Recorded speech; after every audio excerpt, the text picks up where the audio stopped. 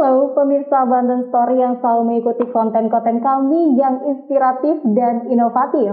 Tentunya kali ini bersama dengan saya Agis dalam program SOS, sajian obrolan santai.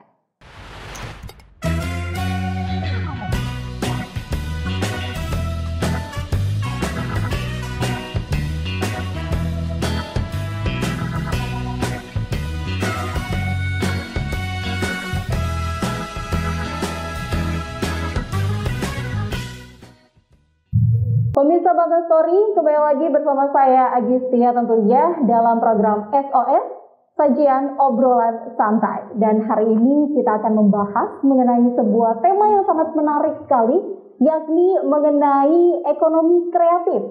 Dan seperti yang kita ketahui bahwa pariwisata dan industri kreatif ini lebih mengedepankan mengenai kreativitas, kemudian juga pengetahuan dan ide-ide yang menarik, tentunya untuk menunjang sebuah perekonomian dan kemajuan suatu daerah. Nah, kali ini saya tidak akan sendiri karena di samping saya sudah ada Bapak Ade Hidayat selaku Wakil Ketua Komisi 3 DPRD Provinsi Banten. Halo Bapak. Ya, halo. Ya, kita buka dulu maskernya ya, supaya kelihatan. Nah, lebih nyaman ya Pak ya. Oke, hari ini kita bakal ngobrol-ngobrol santai sama Pak Ade Hidayat, atau juga lebih dikenal dengan Pak Ahi ya Pak ya? Iya. Pak Ahi. Teman-teman bilang begitu. Betul sekali. Pak, gimana Pak Ramadan tahun ini Pak menurut Bapak?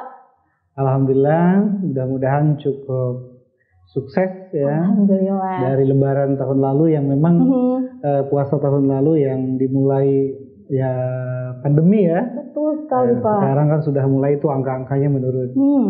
Insya Allah lebih baik kita semua. Oke, baik. Pak Ahi ini bertugas sebagai Wakil Ketua pada Komisi 3 DPRD Provinsi Banten ya Pak ya, yang memang notabene-nya bertugas untuk fokus pengawasannya dalam mendorong peningkatan pendapatan asli daerah, betul ya Pak ya? Nah, ini makanya akan berkaitan nih Pak dengan tema kita hari ini. Ya, salah satunya pariwisata. Betul sekali Pak. Nah, sekarang ini kan memang dalam kondisi pandemi ya Pak ya. Betul. Bapak ini mungkin dari kacamata Bapak, bagaimana sih Pak pendapat Bapak melihat dunia ekonomi kreatif sebelum pandemi dan saat ini setelah pandemi Pak?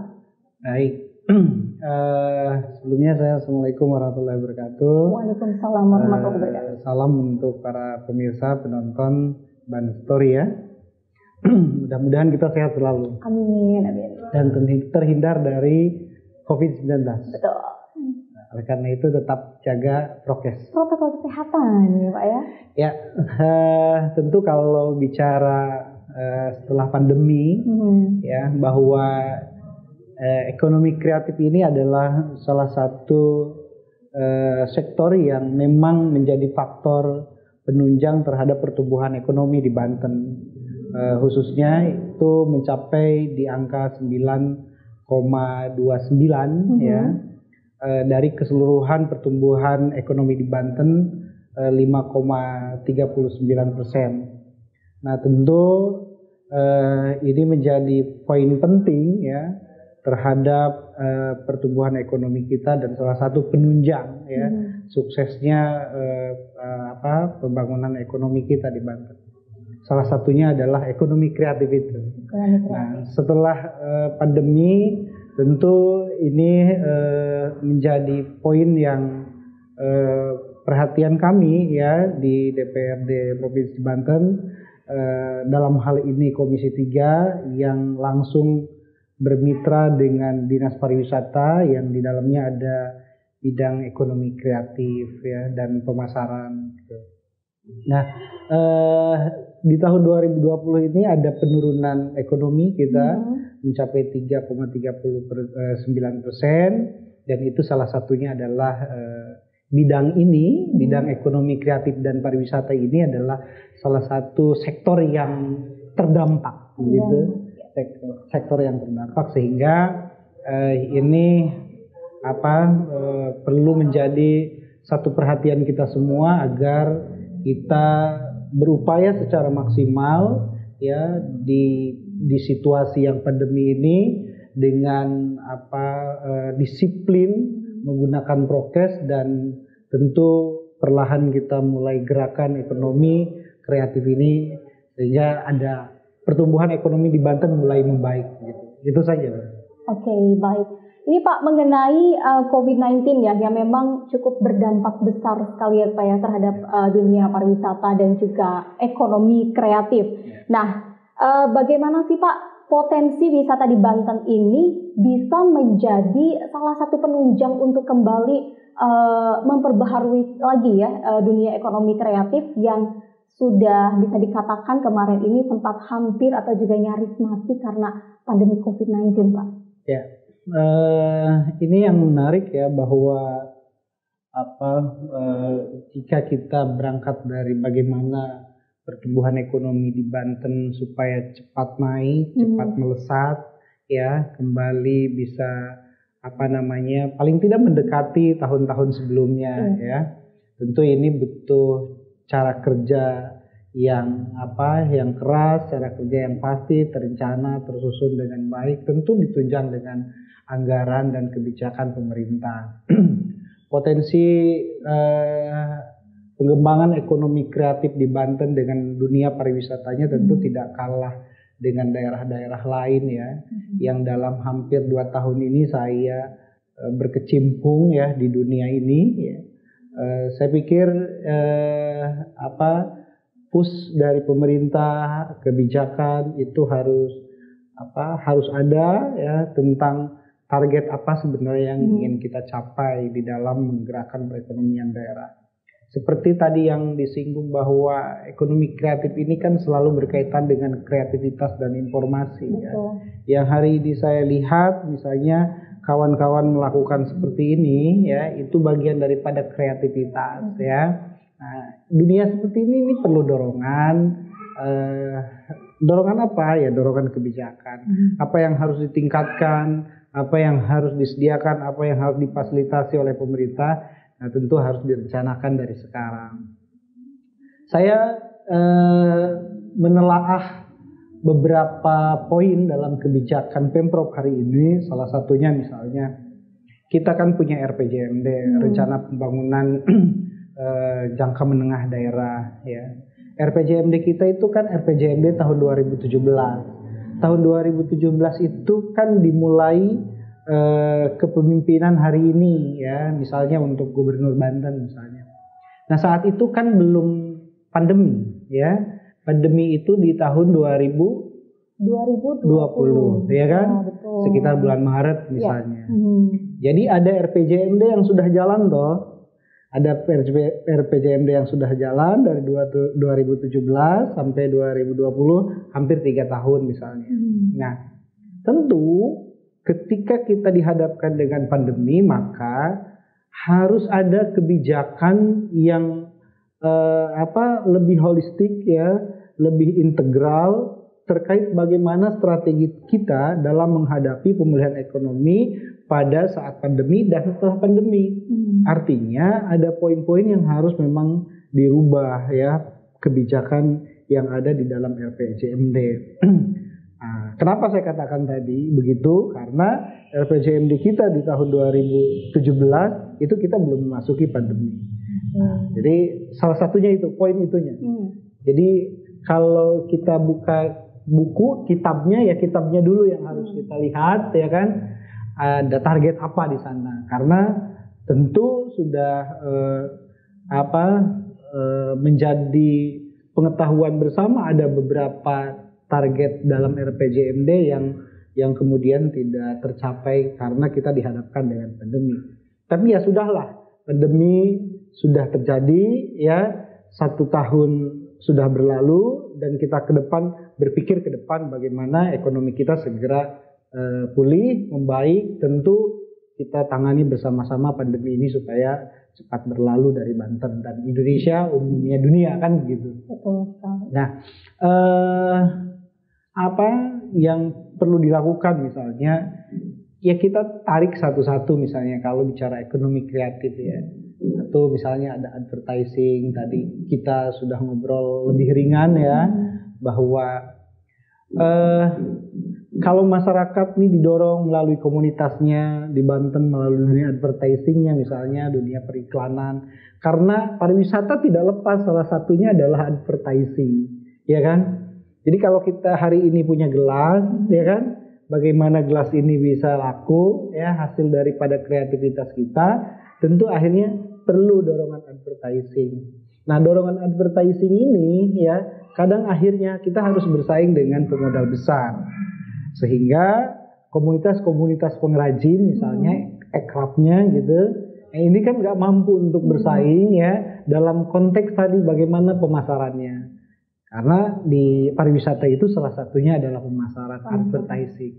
Nah, jadi pemerintah di sini harus ada kebijakan-kebijakan berkaitan dengan advertising, menyediakan fasilitas kemudahan-kemudahan tertentu. Misalnya ada reklame-reklame yang gratis dipakai oleh komunitas atau pengrajin-pengrajin untuk ikut memasarkan apa yang menjadi produknya. Salah satu misalnya. Atau kemudian misalnya fashion ya.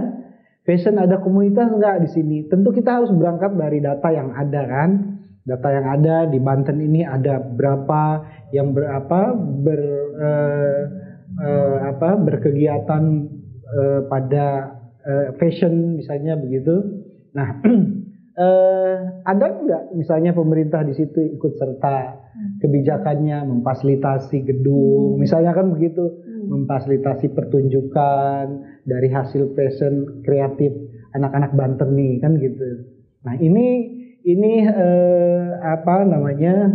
menjadi fokus kita kemarin di Komisi 3. Lalu misalnya musik, video, ya kan, gitu, film, fotografer, seperti itu. Nah ini kan butuh dorongan ya, karena saya katakan begini, biasanya kalau pemodal besar kan sudah segalanya, punya keinginan A bisa langsung run ya kan. Tapi kalau misalnya pemula ya secara kreativitas mampu, kemudian informasi menguasai, sumber daya sudah ada lah minimal misalnya gitu kan. Nah ingin memulai kan kadang kesulitan pada modal dan fasilitas dari pemerintah ya kan. Nah, itu menjadi salah satu kendala ya Pak ya? Itu salah satu kendala, sehingga dalam pandangan saya kemarin kita di tahun 2021 awal saat kita pembahasan anggaran ya, kita gerakan itu melalui dukungan anggaran daerah ya terhadap bagaimana meningkatkan sumber daya manusia ya. Karena persoalannya di Banten itu terkendala sekali dengan tadi persoalan sumber daya manusia. Misalnya orang luar datang ke Banten berwisata ke Anyer ya, lalu pengen kelapa muda ya, tiba-tiba bayarnya 50.000 satunya misalnya. Akhirnya pengunjung jadi kapok. Ya kan? Karena mungkin terlalu mahal pula untuk harganya. Iya, ya? Itu satu contoh, misalnya kan gitu, salah satu contohnya. Ya. Kenapa? Karena memang pelaku usaha wisata tidak dibekali dengan sumber daya manusia yang humanis, ya kan, misalnya berpikir ke depan, begitu, lebih inovatif, misalnya. Kalau berpikir ke depan kan tidak hanya hari ini bagaimana kita untung besar, tapi bagaimana ke depan ini menjadi kekuatan penggerak ekonomi. Orang datang ke Banten berwisata itu tidak kapok, tapi selalu rindu untuk datang ke Banten kan gitu. Nah ini yang perlu dibangun, sehingga kami kemarin dorong itu anggaran itu untuk bagaimana Pemprov nanti ke depan bekerja sama dengan pemerintah kabupaten kota, karena kan dasarnya yang punya wilayah ini kan kabupaten kota kalau wisata kan gitu. Pemprov ini hanya sekedar koordinator ya, koordinator terhadap konsep membangun pariwisata ya. Nah, ini kan satu hal dengan yang lainnya yang selalu berkaitan. Gitu. Ada contoh lagi misalnya, pengunjung sudah datang jauh-jauh dari luar Jakarta ke Anyer, ke Gunung Luhur misalnya begitu, ya kan, butuh menginap. Tapi karena tadi sumber daya manusia yang tidak mumpuni, tidak terarah dan tidak visioner ke depan, sehingga apa, orang butuh buat menginap, tapi kan ini lagi-lagi mempengerame nih, kan gitu. Pengerame akhirnya apa? Misalnya kayak villa biasa saja, di atas harganya hotel bintang 4, bintang 5. Jadi tidak sesuai begitu, sehingga akhirnya orang kapok lagi datang ke sini, mahal. Kita hanya dimanfaatkan, menjadi korban. Dan itu pernah terjadi bahkan ya Pak ya. Dan sering itu kayak begitu ya. Hal-hal itu yang perlu kemudian kita bangun. Saya yakin kalau kita mulai membangun itu dari sumber daya manusia, ya, dari kemampuan kita, dari kualitas kita, insya Allah akan ada hasilnya, gitu. Oke, ini Pak kira-kira ya Pak ya, dari semua tadi yang sudah disebutkan, kira-kira apa sih Pak yang sudah diberikan oleh pemerintah? Contohnya nih, misalnya pemerintah ini sudah pernah memberikan edukasi kepada mereka para mungkin pengrajin-pengrajin kecil seperti itu. Nah, contohnya yang sudah diberikan pemerintah ini kira-kira nih kemana saja nih Pak? Iya, sebelum saya masuk di Komisi 3 ya, banyak pointer yang menjadi perhatian saya begitu saat kita raker ya, dapat dengar pendapat, ada kelesuan tersendiri dari dinas yang berkaitan ya, karena kami ini tidak bisa banyak melakukan sesuatu Pak, ya kan? Anggaran kami ini terbatas ya. Saya paham juga ya, kalau kita mau melakukan banyak hal tetapi anggaran tidak tersedia, dukungan uang nggak ada, yang ada kan cuma mimpi. Ya. Tapi masih lebih penting ya Pak ya. Tapi masih lebih baik kan punya mimpi ketimbang tidak sama sekali. Gitu. Nah, oleh karena itu di 2021 kemarin sebenarnya kita reformasi ya Dinas Pariwisata ini, karena kan sesungguhnya adalah koordinator atau koordinator dengan kabupaten kota. Nah, ada seperti sudah mulai sekarang kita petakan roadmap terkait dengan pengembangan destinasi wisata. Karena banyak destinasi wisata di Banten ini ya yang dalam 3 hal pengembangan pariwisata itu tidak memenuhi. Contoh misalnya aksesibilitas, ya kan? Di sana ada pariwisata yang bagus, indah, menarik, ya kan? Orang ingin datang ke sana. Tapi orang mau datang ke sana, ya kan? Jalannya nggak ada. Atau jalannya jalan batu, atau jalannya rusak misalnya. Aksesnya sulit sekali. Nah, ini kita mulai petakan, ya kan? Bagaimana Pemprov dan kabupaten ini bersinergi untuk bisa mengembangkan destinasi wisata ke depan. Contoh misalnya di daerah Banten Selatan ada banyak pertumbuhan pariwisata yang baru ya, yang dalam hal ini tuh mulai dibangun dengan masyarakat desanya, dengan Pok Darwisnya ya kan. Mereka mulai membangun destinasi wisata yang baru ya. Tentu ini kan butuh dukungan pemerintah baik provinsi maupun kabupaten tadi ya. Kemudian ada misalnya amenitas ya kan, buat jalan kakinya. Kemudian orang mau ke toilet nggak ada toiletnya ya kan gitu. Nah, lalu di saat pandemi seperti ini apa juga yang harus disiapkan? Misalnya tempat cuci tangan ya kan begitu. Nah, atau mengatur jarak orang berkunjung, kemudian mengatur orang jarak duduk di satu titik view-nya misalnya begitu. Nah ini termasuk kota. Nah ini perlu diatur gitu loh ya. Sehingga hemat saya sebenarnya pemerintah sih siap dan harus siap pada masa pandemi ini membuka dunia pariwisata dengan terbatas tadi. Melalui prokesnya terpenuhi ya, pengunjungnya misalnya dibatasi begitu.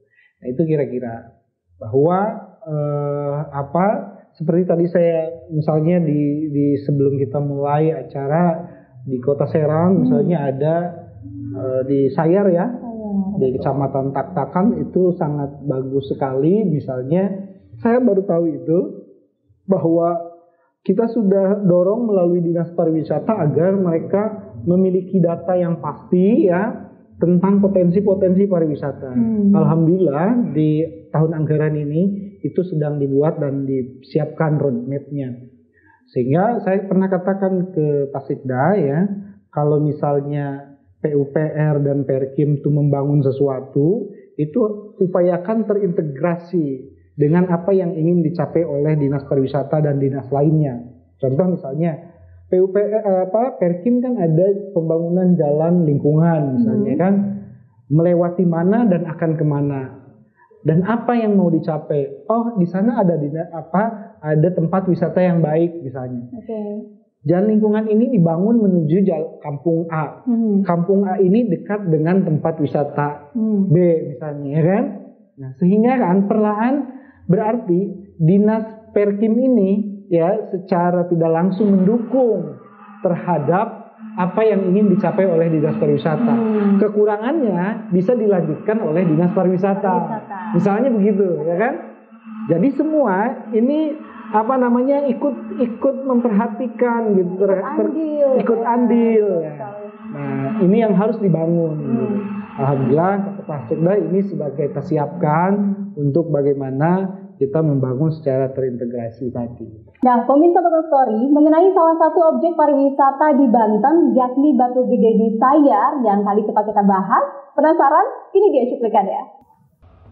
Buat kalian para pecinta film anime, pastinya tahu kan dengan Desa Konoha? Ya, perdesaan yang berada di tengah lembah gunung yang ada di dalam film Naruto. Ternyata di Kota Serang juga ada loh tempat yang mirip seperti itu. Batu Gede, salah satu wisata alam yang berada di Desa Sayar, Kota Serang ini terbilang masih perawan karena masih belum diketahui oleh banyak orang. Dan wisatawan yang datang ke sini tidak dipungut biaya, hanya cukup bayar parkiran Rp2.000. Itu pun jika kalian membawa kendaraan motor. Sesampainya di parkiran, baru kalian akan memulai melakukan trekking kecil dengan menempuh waktu kurang lebih 15 menit untuk sampai ke puncak Batu Gede tersebut. Walaupun pendek, trek menuju Batu Gede sendiri terbilang cukup curam menanjaknya. Jadi buat kalian yang membawa anak kecil harus ekstra hati-hati.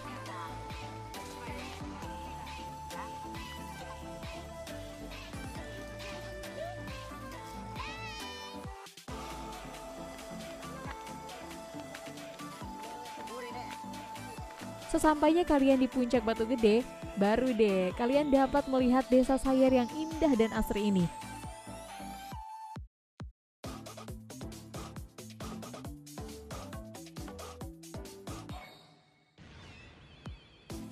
Gimana? Cukup mirip bukan dengan Desa Konoha yang di film Naruto?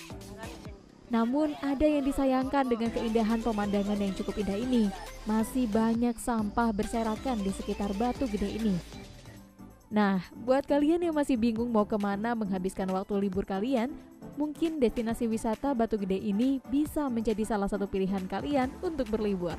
Tapi ingat, sampah yang kalian bawa naik, jangan lupa dibawa turun kembali. Oke, baik. Wah, seru banget nih Pak obrolannya Pak.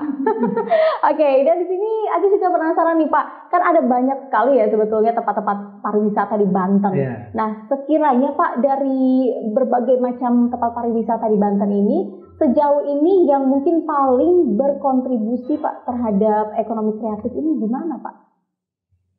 Ya, sebetulnya ya semuanya berkontribusi ya kalau kondisi kita sudah mulai baik saya pikir nih misalnya kayak Kota Serang. Ya.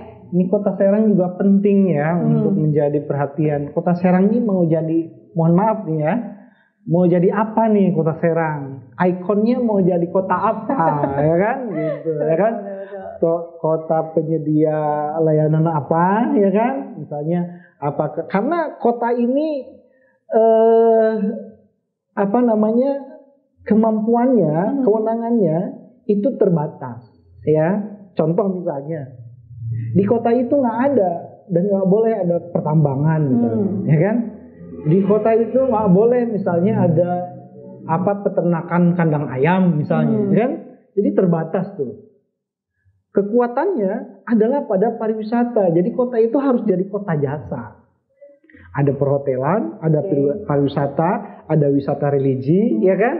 Dan wisata apa lagi yang mau dibangun di kota ini, gitu. Sehingga orang datang ke sini nyaman. Kalau orang sudah banyak datang ke Kota Serang, maka kafe-kafe seperti ini, tempat ngopi, ya kan, tempat nongkrong, kemudian tempat makan, apa itu tempat makan tuh?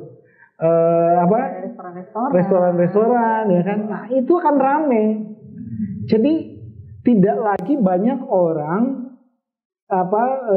keliling Kota Serang dengan mobil gitu loh, ya kan? Akan ada banyak muncul komunitas sewa motor misalnya, atau jalan kaki seperti kalau malam hari itu di Legian, di Kuta Bali, ya kan? Kayak gitu. Nah, sehingga nih akhirnya trotoar ini memang harus juga disiapkan. Seperti di Kota Bandung misalnya kan, trotoar ditata nyaman untuk jalan, ya kan? Di trotoar orang bisa santai duduk, kan? Ada ada buat selfie gitu, ya kan? Ya. Orang bisa foto, ya Pak ya. Foto, ya. Okay. Nah itu memang harus. Nah Pemprov tentu dengan keterbatasan Kota Serang, ya Pemprov harus banyak hadir untuk Kota Serang, gitu. Kenapa? Karena Kota Serang ini ibu kotanya provinsi, ya. Ibu kotanya provinsi, masa kayak gini-gini aja kan gitu. Gitu. Coba saya lihat, saya kalau saya ke arah Curug, kebetulan saya tinggal di sana misalnya, ya kan. Ini kan Kota Serang ya, tapi kok kayak gini amat gitu kan. Lalu misalnya masuk lagi ke belakang Polda, coba Anda lihat kan, itu Polda ada di Kota Serang, di belakangnya masih gitu-gitu aja gitu. Coba kalau itu dikembangkan, ada trotoar, ada spot-spot buat selfie dan lain sebagainya. Oleh karena itu Pemprov, saya katakan di sini, ya harus banyak ikut andil membantu Kota Serang, karena ini adalah ikonnya Banten. Betul. Ikonnya Banten. Mau dijadikan apa nih? Mau jadi apa nih Kota Serang? Bisa menarik gitu. para wisatawan datang ke sini. Nah, oleh karena itu, tentu saja pengembangan destinasi wisata ke depan, ini pertama kita harus punya roadmap dulu, harus mulai dari data memang harus kita siapkan. Ya, jadi saat saya masuk nih ke Komisi 3, kita tanya apa arah kebijakannya itu masih blank lah gitu ya, masih blank. Nah, sekarang kita sudah mulai mencoba. Cuma sayang ya, kemarin tuh ketika kita sudah dorong anggarannya, ya kan ada persoalan keuangan di daerah. Akhirnya kemudian dikurangi ya, sehingga tidak banyak bisa melakukan sesuatu. Oke, baik. Nah Pak, pendapat Bapak bagaimana nih Pak? Sekarang ini kan kalau kita lihat di wilayah Kota Serang sudah banyak sekali para pemuda-pemuda yang berinisiatif untuk berbisnis, membuka kedai kopi, misalnya seperti saat ini ya Pak ya? Kita kan kopi bareng Pak. Nah itu bagaimana Pak pendapat Bapak mengenai perkembangan wilayah Kota Serang sendiri yang memang sekarang ini kedai-kedai kopi itu justru didominasi dengan anak-anak muda Pak? Ya, tentu satu ya, saya ada kebanggaan tersendiri, artinya ada pertumbuhan ekonomi. Tapi kalau yang konsep tadi tidak dibangun ya, bagaimana meningkatkan pengunjung ke Kota Serang dari wilayah luar Banten ya kan, atau dari dalam wilayah dalam Banten sendiri misalnya. Ya yang ngopinya itu juga kan, atau akhirnya jadi ngopinya orang-orang sini juga ya Pak ya.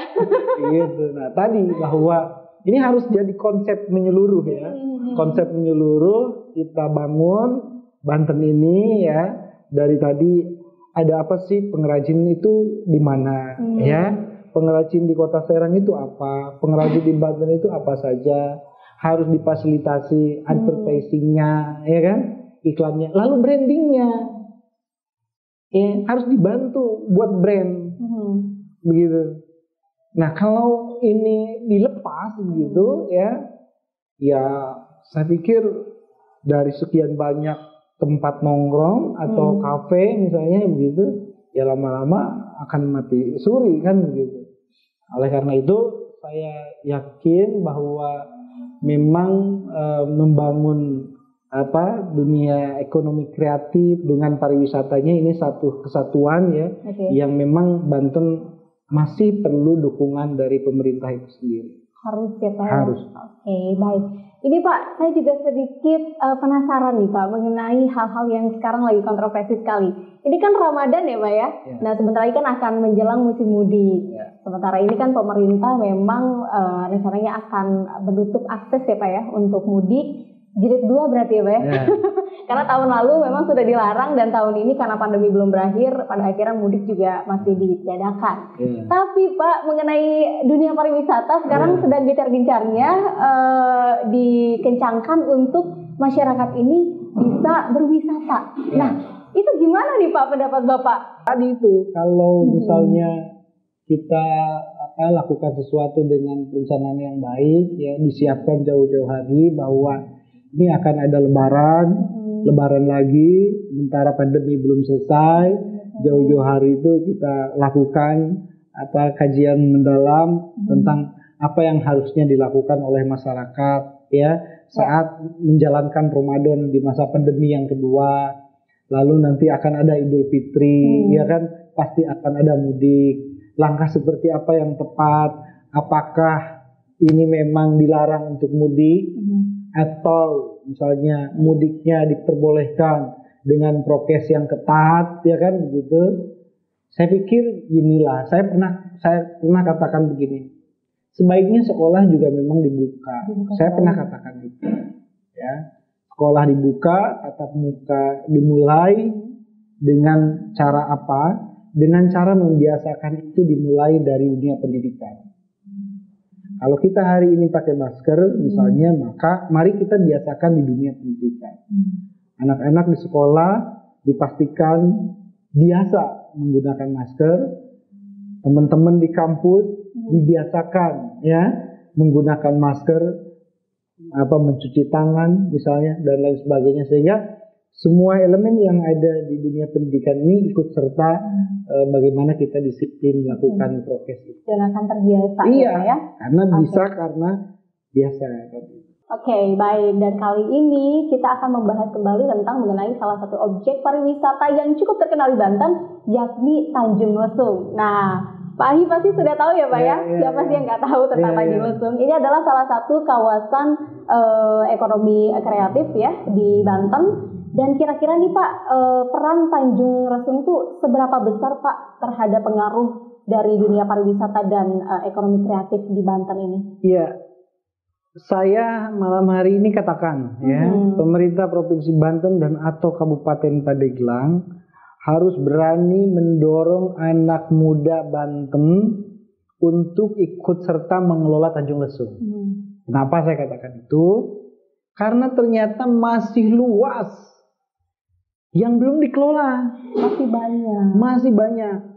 Dari 2.500 hektar misalnya, itu yang dikelola itu hanya yang ada pila-pilanya saja dan ada kolam renangnya itu, ya. Selebihnya itu adalah lahan-lahan kosong yang akhirnya disewakan ke turis misalnya untuk menginap agak lama di situ, ya. Atau swasta lain yang memang misalnya butuh lahan di situ untuk beberapa saat. HGU-nya kan memang habis oleh pengembang Tanjung Lesung, gitu kan? Saya pernah katakan ini kepada DPMPTSP, Dinas Penanaman Modal ya dan Perizinan Terpadu. Ya. Saya katakan tolong itu kaji lagi. Itu wilayah kita sangat cantik, luas, begitu. Ada 2.500 hektar kurang lebih, begitu. Tapi yang dikelola hanya itu. Nah, sisa yang ada, saya katakan minta agar pemuda Banten, ya, begitu, atau orang Banten hadir di situ ikut mengelola. Caranya tinjau ulang HGU-nya, ya kan? Tinjau ulang HGU-nya, batasi saja pengelola swasta yang ada, agar yang lain masyarakat atau pemuda atau melalui komunitas-komunitas tertentu untuk bisa mengelola itu. Kenapa harus itu lakukan? Karena akan ditunjang dengan jalan tol. Ya, jalan tol. Ya, akan ditunjang dengan jalan tol Serang Panimbang. Nah, kalau itu udah jadi, maka akan ada pertanyaan, Banten tuh dapat apa? Kalau cuma ada pengelola Tanjung Lesung saja sekarang. Ya. Kalau masyarakat Banten tidak ikut dilibatkan di situ dan mengelola cantiknya, indahnya alam Banten. Gitu. Jadi komunitas pemuda nih seperti ini, ya, coba ikut kelola itu, di situ punya spot-spot tersendiri, ya, dengan kreativitas yang ada, begitu. Atau misalnya flying fox begitu ya, kayak di daerah orang tuh ya banyak, masa sih kita nggak bisa gitu, ya. Jadi masih perawan, masih banyak tanah yang ada di situ perawan yang belum dikelola dengan baik. Jadi kalau sekarang nanti beres tolnya, itu tidak diikut sertakan masyarakat Banten mengolah ke situ, karena berkunjung ke sana nggak semua lapisan masyarakat Banten bisa masuk. Kenapa? Karena memang harganya mahal, menginapnya juga mahal. Gitu. Jadi ya kelas ke atas lah, menengah ke atas. Jadi kayak kita mungkin masih ngitung 2 kali untuk nginap semalam atau 2 malam di sana, yang sekiranya menghabiskan 5-10 juta misalnya kan gitu. Jadi oleh karena itu, melalui kebijakan pemerintah provinsi dan kabupaten, saya minta untuk tinjau ulang terhadap kebijakan HGU itu, ya. Nah, tadi tol sudah ada, kita tidak persiapkan. Di semua pintu tol yang ada akan ada berapa titik pintu tol, misalnya kayak di Pandeglang itu pintu tol nanti di mana saja. Pandeglang masih indah, bisa didorong dan dibangun spot-spot wisata baru, destinasi wisata. Caranya bagaimana? Caranya dengan mengidentifikasi tanah di sekitar pintu tol. Apakah punya pemerintah atau perkebunan, kira-kira bisa nggak jadi agrowisata? Kalau memang bisa jadi agrowisata, serahkan dan mudahkan masyarakat untuk mengelolanya. Misalnya kebun jati aja bisa jadi tempat wisata gitu loh. Iya kan? Kebun jati. Jadi serahkan itu ke masyarakat, mudahkan. Kalau itu ada di desa, misalnya tanah bengkok misalnya kalau di desa, maka desa permudah masyarakat untuk mengelola itu. Di titik-titik keluar pintu tol yang ada dari Serang sampai Panimbang itu. Nah, sehingga ini bisa menjadi salah satu dorongan besar pemerintah untuk memudahkan masyarakat mengelola tanah yang belum diapa-apakan itu. Ya. Itu kira-kira. Ada nggak sih Pak kayak solusi, karena saya lihat juga banyak sekali para investor dari luar yang tadi Pak singgung juga, mereka jauh lebih cepat gitu loh Pak untuk mengelola lahan-lahan tersebut gitu dibandingkan dengan masyarakat sekitar. Nah, kira-kira solusi apa sih Pak yang mungkin bisa dilakukan gitu agar masyarakat ini tidak kalah cepat Pak dengan para investor-investor asing yang sudah mulai masuk ke wilayah Banten? Ya, karena kan gini, tergantung cara pikir ya. Cara pikirnya kan kita ini, pemimpin kita ini kadang pengennya instan. Instan, langsung rame, langsung menghasilkan duit gitu ya. Tanpa mau membangun dari bawah, dari dasar, ya kan? Ya Bali hari ini kan nggak akan bisa seperti itu kalau mereka tidak bangun dari dasar ya, masyarakatnya, kebiasaannya, budayanya, ya kan? Perlahan mereka bangun dengan sumber daya yang ada. Ya kita juga harus begitu, bertahap. Hari ini, tahun ini apa yang ingin dicapai, tahun yang akan datang apa. Jadi nggak instan langsung kolades orang bisa investor asing datang ke sini beramai-ramai berbondong, kita cuma jadi penonton. Jangan dong. Jadi harus siapin buat masyarakat, harus siapkan buat masyarakat. Komunitas ini pemuda harus berani untuk berkumpul, ya, harus berani untuk berkelompok, ya, berkomunikasi dengan pemerintah, sampaikan usulan, misalnya sampaikan aspirasinya bahwa Banten tuh mari kita bangun dengan konsep seperti ini, atau sesekali ajak berdialog, berdiskusi tentang bagaimana masyarakat Banten itu sendiri ya untuk ikut serta membangun wisata yang ada di sini, jangan cuma jadi penonton. Banyak lahan-lahan kita yang masih kosong, tapi kemudian lahan itu berpotensi, ya. Misalnya tadi saya katakan Kebon Jati aja bisa jadi tempat berwisata. Padahal apa yang mau dimakan di Kebon Jati kan gitu, ya. Gitu. Apalagi misalnya agrowisatanya buah-buahan dan lain sebagainya gitu. Nah, sehingga itu bisa difasilitasi oleh pemerintah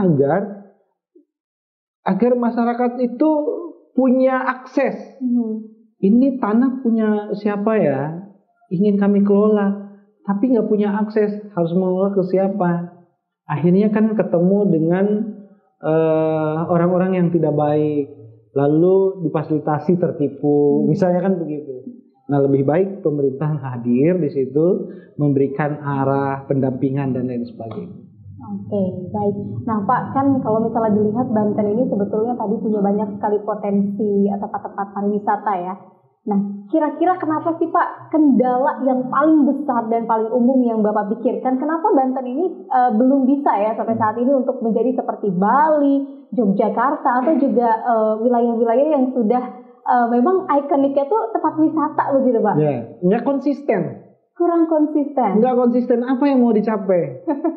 Padahal misalnya ya literasi yang ada ya, kajian akademik dan lain sebagainya, bahwa diakui ekraf dan pariwisata itu sangat berpengaruh terhadap angka pengangguran. Bagaimana angka pengangguran bisa kita kurangi? Karena akan ada di situ dunia kerja, dibutuhkan pekerja kan begitu. Nah jadi itu yang memang tahu bahwa ini sangat menunjang terhadap pertumbuhan ekonomi, tapi tidak dilakukan secara konsisten. Masih banyak ini ingin, itu ingin gitu, tapi rencananya enggak mengerucut dalam satu sasaran yang ingin dicapai.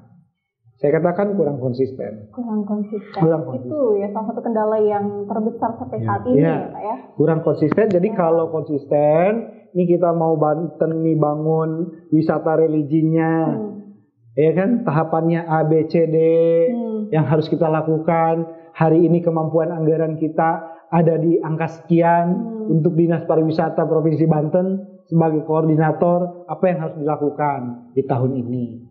Tahun depan apa, ya kan gitu. Nah, kalau hari ini teman-teman sedang menyiapkan data, misalnya bagaimana potensi wisata yang ada di Banten, di kota Tangerang apa, misalnya di Kabupaten Tangerang utara selatan apa, karena utara dan selatan ada laut, utara ada laut misalnya, kemudian selatan berbatasan dengan Bogor, tentu wisatanya adalah wisata kayak hobi kultural begitu ya. Nah jadi disitulah yang harus memang dibangun ya, datanya disiapkan dengan baik. Intinya Bapeda ya harus kerja keras. Bapeda Provinsi Banten harus kerja keras, punya data yang baik, yang kemudian ini loh untuk data di Dinas Pariwisata. Kami punya data ini tentang potensi destinasi wisata, daerah mana yang harus dikembangkan. Coba kita lihat di Kabupaten Serang, daerah perbatasan dengan Pandeglang, Anyer ya, Anyer misalnya gitu. Kan di situ ada spot-spot baru sekarang ya, kalau tidak salah ada nggak? Ya, apalagi ditunjang dengan di perbatasannya ada hotel-hotel baru misalnya. Ke atasnya naik sedikit ya, itu sangat luar biasa. Orang bisa menginap di hotel itu, kemudian orang bisa sambil berwisata. Maka dorongan kami dari Komisi 3 adalah permudah masyarakat desa untuk bisa mengakses pengembangan destinasi wisata. Melalui Pokdarwis tadi ya, kami tekankan, kami dorong Dinas Pariwisata untuk memberikan fasilitasi itu. Salah satunya misalnya Pokdarwis datang dengan kepala desanya ya, memohon dukungan infrastruktur misalnya, dukungan aksesibilitasnya.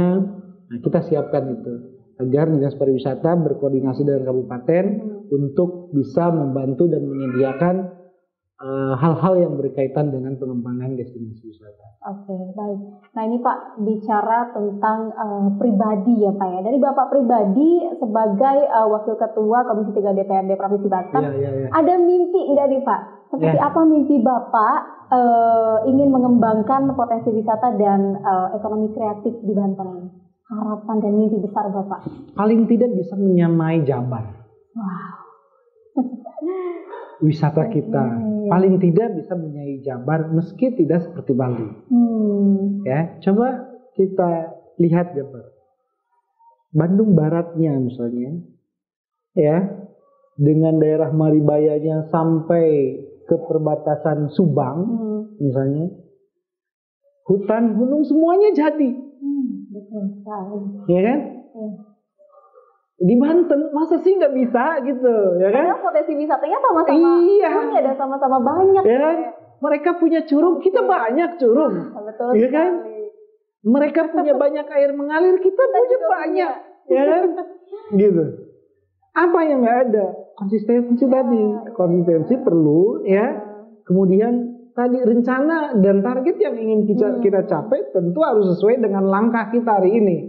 Jadi kalau kita ingin datang ke rumah B, ya tentu jalannya harus menuju rumah B. Jangan kita jalan di rumah C, lalu muter ke rumah B, misalnya kayak gitu. Ya kan? Itu. Nah, lalu kemudian misalnya ke Bandung utara apa itu? Selatan ya? Ke Bandung Selatan ada Kawah Putih misalnya. Mohon maaf ini saya sebut ya. Gitu. Nah, tapi kita punya daerah Gunung Karang misalnya, air panas kita, Pulau Sari, ya. Mereka di Garutnya misalnya, ya, dengan air panasnya ada sumber air panas. Kenapa sih kita nggak bisa lakukan itu, gitu? Ya kan? Di Pandeglang kan sudah ada tuh tempat mandi air panas. Gitu. Oleh karena itu, ini adalah terkait dengan politik will dari pemerintah itu sendiri. Mau nggak sih? PR besar juga. Ya, karena kalau banyak yang berkunjung ke Banten, tidak hanya wilayah Tangerang misalnya, di sana kan udah bisnis orang. Ya. Karena dekat dengan ibu kota. Dekat dengan ibu kota, ditunjang dekat dengan DKI misalnya gitu. Tapi paling enggak, setelah mereka hari-hari sibuk dan penat dengan urusan bisnis, mereka bisa datang ke sini ya, berwisata. Ya, ngilangin stres. Refreshing gitu kan. Begitu. Ya, betul sekali. Coba dibangun. Pandeglang tuh jangan cuma carita gitu loh. Pandeglang ke atasnya ada hutan, ya, hutan itu bisa bersahabat dengan kita. Tentu tidak merusak ekosistem yang ada. Kan gitu. Oke, baik kalau begitu. Nah, enggak sama seperti Jabar. Ya. Karena gini, Jabar itu melalui badan usaha daerahnya, Jabar itu sudah punya badan usaha daerah tentang jasa wisata. Mereka itu bermitra dengan masyarakat, si A, si B, misalnya bermitra, Anda punya lahannya atau desa atau kelurahan punya lahan, yuk kita kembangkan, ini modalnya, ini pendampingannya, seperti ini, melalui badan usaha milik daerah. Jadi bermitra dengan masyarakat, tidak hanya bermitra dan atau menyerahkan investasi kepada investor swasta atau asing. Jadi saya misalnya badan usaha bisa bermitra dengan Anda mengelola wilayah untuk pengembangan destinasi wisata. Ini pendampingan sistemnya, ini pendampingan modalnya, di kita belum ada. Belum ada. Ya kan? 200 meter persegi saja mereka itu bisa jadi tempat wisata. Pernah nggak ke kebun bunga misalnya? Nggak terlalu luas, di belakang rumah, ya kan misalnya, tapi bisa jadi. Gitu. Betul. Kalau memang harus butuh suasana dingin di Pandeglang dingin kok, ya kan ada di atas kita punya gitu. Tapi mereka luas di belakang rumah aja bisa jadi tempat pariwisata gitu. Luar biasa. Mindsetnya pun mungkin harus dirubah. Kreativitas jadi harus didorong. Maka peningkatan sumber daya manusia memang penting. Oleh karena itu dorongan kita kemarin adalah bagaimana Pemprov ikut serta di dalam pengembangan sumber daya manusia yang berkaitan dengan pengelolaan pariwisata, pengembangan pariwisata. Karena ini menunjang tidak harus orang bekerja di kantor, tidak orang harus bekerja di instansi pemerintahan, ya. Pengangguran, kalau semua orang Banten ingin kerja di kantor pemerintahan, ya gimana cara nampungnya, kan gitu. Kebanyakan ya, Kebanyakan, maka harus cara ini, ya, yang dikembangkan. Lahan kita masih luas, masih hijau, dan itu bisa gitu. Karena itu Pemprov harus mau turun tangan mendampingi pelaku usaha pariwisata. Oke, baik. Ini Pak, saya juga penasaran nih Pak. Kabarnya ya, Pak Ahi ini kan sudah memulai karirnya di dunia politik, tentunya tidak mudah ya Pak ya. Bahkan saya pernah mendengar bahwa Bapak ini sejak SD itu bahkan sudah belajar untuk berniaga. Ya Pak ya. Dari menjual gorengan, Pak Ahi ini luar biasa sekali. Oke. Nah Pak, bagaimana sih Pak pesan Bapak kepada anak-anak muda khususnya untuk wilayah Banten dan sekitarnya ya Pak ya, agar bisa termotivasi seperti Bapak seperti tadi? Apa namanya, mungkin itu ya cerita yang menarik ya, cerita yang menarik tentang saya kecil dulu, karena dibiasakan oleh orang tua untuk bisa mandiri ya gitu. Nah faktanya memang hari ini oleh saya terasa bahwa kalau kita mampu melakukan sesuatu dengan kreativitas kita jangan bosan untuk mau melakukan sesuatu. Tentu ada ide di sana, ada pengetahuan ya, dan insya Allah lah bisa. Oleh karena itu tadi, ekonomi kreatif selalu berdekatan dengan kreativitas ya, dibutuhkan ide, dibutuhkan ilmu pengetahuan. Hari ini teman-teman melakukan seperti ini misalnya ya, pada akhirnya kan ada motif ekonomi juga ya, dan itu perlu digali dan terus dikembangkan ya, tentang kreativitas kita. Nah saya dulu jualan gorengan misalnya begitu, meski tidak mau ya ada gengsi misalnya oleh orang tua, tapi ternyata terasa bahwa hari ini kita dididik oleh orang tua dulu seperti itu, bahwa ternyata kita bisa. Ini sangat memotivasi sekali ya kisah Pak Ahi ini. Coba bayangkan ya, pagi ya sehabis ngaji subuh, kemudian diminta oleh orang tua untuk menjajakan dagangannya, tahu bubur kacang yang sudah diplastikin misalnya keliling kampung gitu, atau gorengan atau nasi uduk misalnya yang sudah dibungkusin, kita keliling kampung ya kan, selesai 6:30 kita siap-siap harus berangkat ke sekolah ya kan gitu. Dan itu memang didikan orang tua itu terasa. Artinya pesannya begini, bahwa jangan pernah malu ya melakukan seperti itu kalau itu baik untuk kita. Ya, yang penting baik halal. Nah, itu yang penting ya Pak ya. Oke, baik. Seru sekali untuk obrolan kita di hari ini. Terima kasih banyak Pak Ahi sudah hadir ya, dan sudah berbincang-bincang, kita ngobrol-ngobrol santai juga seputar pariwisata dan ekonomi kreatif. Selamat menunaikan ibadah puasa ya Pak Ahi, semoga lancar. Dan tentunya untuk pemirsa Banten Story, saya Agustia juga pamit. Sampai berjumpa lagi nanti di SOS, sajian obrolan santai. Bye.